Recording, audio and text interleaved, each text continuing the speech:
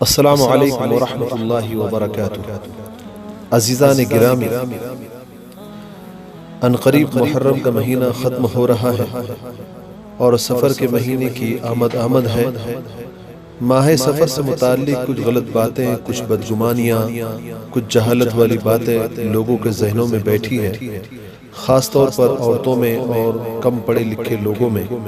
اور آپ کو یہ سن کر تعجب ہوگا کہ کچھ پڑھے لکھے لوگوں میں بھی ایسی باتیں موجود ہیں۔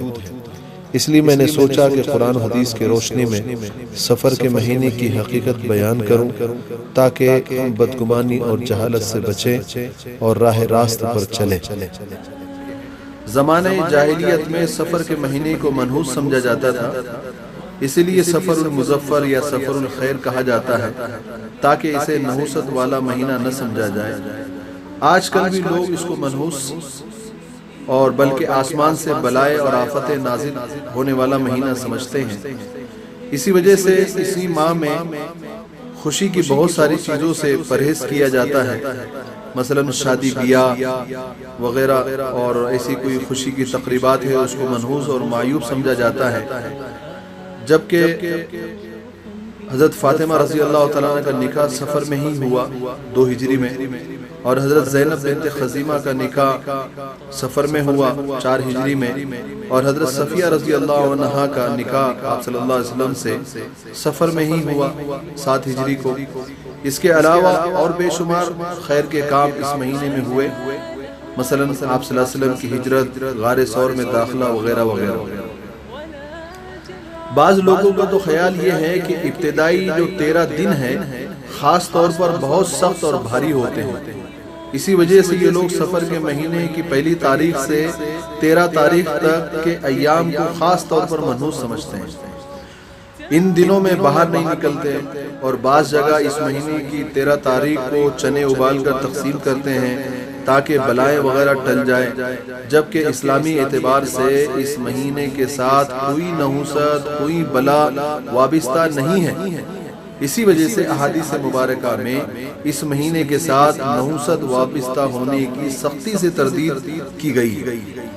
مسلم شریف کی روایت حضرت جابر رضی اللہ تعالیٰ عنہ کا بیان ہے کہ میں نے رسول پاک صلی اللہ علیہ وسلم کو خود فرماتے ہوئے سنا کہ ماہ سفر میں بیماری، نحوست اور بھوت پریت وغیرہ کا کوئی نزول نہیں ہوتا۔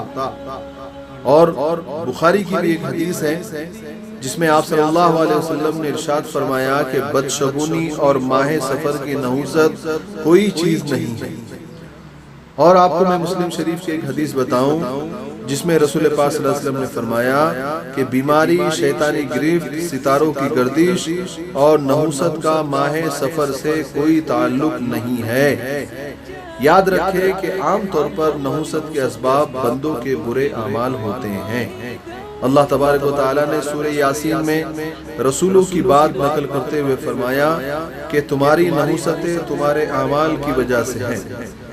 عزیزان گرامی، یہ حدیثیں اور یہ قرآن کی آیت میں نے آپ کے سامنے تلاوت کی، یہ آپ کو اس کا ترجمہ بتایا، مفہوم بتایا، اس سے آپ اندازہ لگائیں کہ سفر کے مہینے میں یہ سب چیزیں نہیں ہیں۔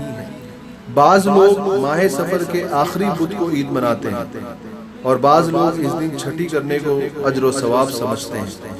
بعض لوگ تعویذ وغیرہ بنا کر مصیبتوں، بیماریوں سے بچنے کی غرض سے پہنا کرتے ہیں۔ یہ وہم ہے جس کو ترک کرنا واجب ہے۔ اس طرح کی توہم پرستی اور یہ ایسی بدگمانیاں خاص کر کسی مہینے سے متعلق، یہ بالکل اسلام اس کو سرے سے خارج کرتا ہے۔ ہمارے معاشرے میں بہت ساری بدشگونیاں کی جاتی ہے، لی جاتی ہے کہ اس سے یہ کریں گے تو ایسا ہو جائے گا، وہ کریں گے تو ایسا ہو جائے گا۔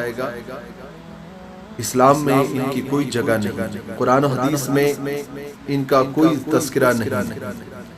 اور بہت ساری چیزیں ہیں، مثلا رات کو جھاڑو دینا، شیشے کا ٹوٹ جانا، الو کا بولنا، جوتے کا الٹا ہونا، رات کو بال جھاڑنا، چھوت چھات، جائے نماز کا موڑنا کہ کہیں شیطان نماز نہ پڑھے، کوے کا بولنا، بلی کا رونا، دروازے کی چوکھٹ پر بیٹھ کر کھانے سے آدمی کا مقروض ہو جانا، بلا وجہ قینچی چلانے سے رشتے کا کٹنا، نجومی سے فال نکلوانا، طوطوں سے فال نکلوانا۔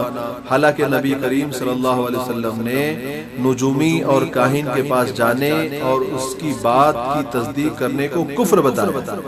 اسی طرح قرآن کریم سے فال نکالنا، ہاتھ دکھوانا، شب برات، شب قدر، شب معراج، شب عید میں روحوں کا گھر کو لوٹنا، ستاروں کے ذریعے حالات معلوم کرنا اور ان سے لوگوں کی قسمت معلوم کرنا، یہ باتیں توہم پرستی ہے۔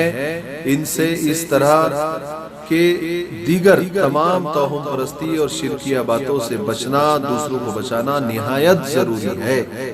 آج سے پہلے اگر اس طرح کے امور میں مبتلا تھے تو آئیے سچے دل سے توبہ کریں اور آئندہ اس سے بچنے کا عزم کریں۔ قرآن و سنت اور صحابہ اکرام رضوان اللہ تعالی عنہم اجمعین کی زندگی سے رہنمائی حاصل کریں اور تمام اسباب اور بگڑیاں بنانے والا، مشکل کشا اور داتا صرف اللہ تعالی ہے۔ اسی سے تمام کاموں میں مدد مانگے۔ غیب کے حالات صرف وہی جانتا ہے۔